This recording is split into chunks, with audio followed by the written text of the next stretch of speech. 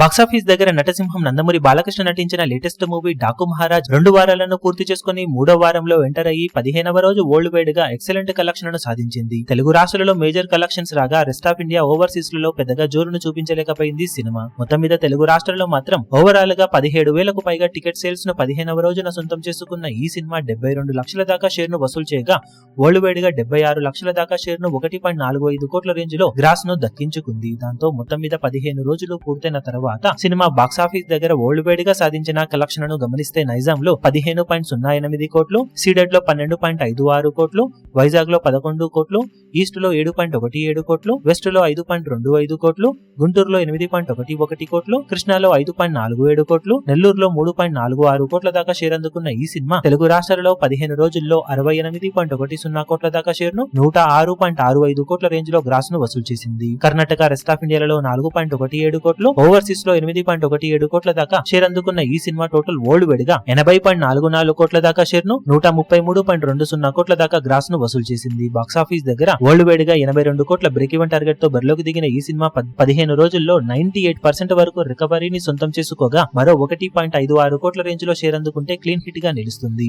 ఇక బాక్సాఫీస్ దగ్గర మిగిలిన వర్కింగ్ డేస్ లో ఇప్పుడు ఎలాంటి కలెక్షన్లతో సినిమా బ్రేక్ ఈవెన్ మార్క్ ను అందుకోగలుగుతుందో చూడాలి. ఈ వీడియో మీకు నచ్చినట్లయితే లైక్ చేయండి, షేర్ చేయండి, ఛానల్ ను సబ్స్క్రైబ్ చేయడం మాత్రం మరవకండి. ఏ చిన్న అప్డేట్ ను మిస్ అవ్వకూడదు అనుకుంటే బెల్ ఐకాన్ ను ప్రెస్ చేయండి.